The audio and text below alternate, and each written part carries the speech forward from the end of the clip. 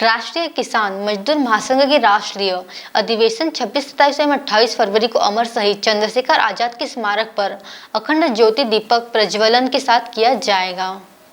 इस आयोजन में देश भर के किसान जुटेंगे।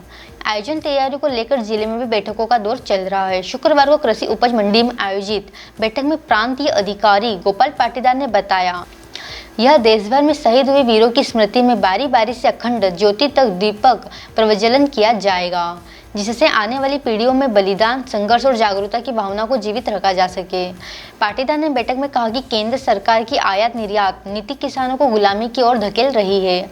इस ऐतिहासिक अधिवेशन में संगठन के राष्ट्रीय अध्यक्ष शिव कुमार काका के नेतृत्व में किसान, मजदूर एवं श्रमिक वर्ग के अधिकारों, समस्याओं और उनके स्थायी समाधान को लेकर गंभीर विचार विमर्श किया जाएगा।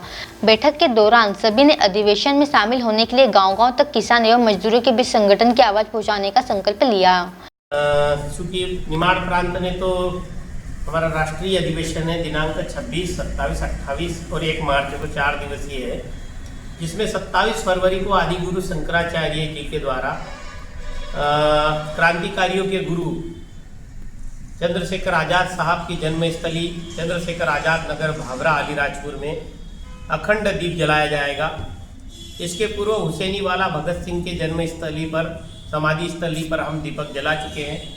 राष्ट्रीय अध्यक्ष शिव कुमार कक्का जी का स्पष्ट मानना है कि जितने भी शहीद हैं उनकी जन्मस्थली को, शहीदी स्थली को हम तीर्थ स्थल में बना दें। एक शंकराचार्य जी इनका अधिवेशन दीपक जला के अधिवेशन को हम संपूर्ण करेंगे। हमारे अधिवेशन प्रादेशिक और राष्ट्रीय रहेगा, जिस पर देश एवं दुनिया की नज़र रहने वाली है।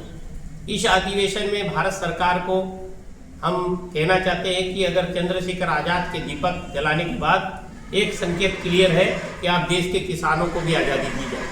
7,42,663 किसानों जो शहीदी दी है तब जाके आज़ादी मिली है, तो उन गाँव को आज़ाद नहीं किया।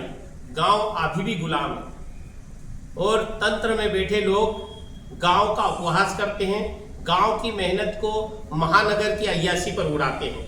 भारत सरकार तत्काल जितने भी किए गए वायदे हैं, जितने भी समझौते किए गए हैं, चाहे वो फ्री ट्रेड एग्रीमेंट हो, WTO हो, RCEP हो, डंकल हो, गेट हो, जो भी हो, जिनका विरोध पूर्व में ये सरकार कर चुकी है, उसको तत्काल रद्द किया जाए और भारत की आयात और निर्यात नीति किसानों के हित में बनाई जाए। चाहे दलहन हो, तिलहन हो, औषधि हो, फल हो, हर चीज में हम नंबर 1 में है और भारत सरकार ही नंबर 1 होने का अवार्ड दे रही है। तो फिर दुनिया के देशों से आप RCEP की तरह ऑस्ट्रेलिया मक्का देगा, हमको चना देगा, कपास देगा, फिर यहाँ का किसान क्या करेगा? डेनमार्क 12 रुपए लीटर का दूध देगा जो वहाँ समुद्र में फेंका जाता है, फिर यहाँ का किसान क्या करेगा? इसलिए आयात निर्यात नीति किसान के हित में बनाई जाए। किसान बचेगा तो राष्ट्र बचेगा। गाय बचेगी, किसान बचेगा, गांव बचेगा, तब जाकर देश बचेगा। देश को बचाने के लिए हमको गांव, खेत, किसान को बचाना पड़ेगा। इस अधिवेशन का और इस अखंड ज्योति का यही उद्देश्य है। भारत माता की जय। News report Khargone.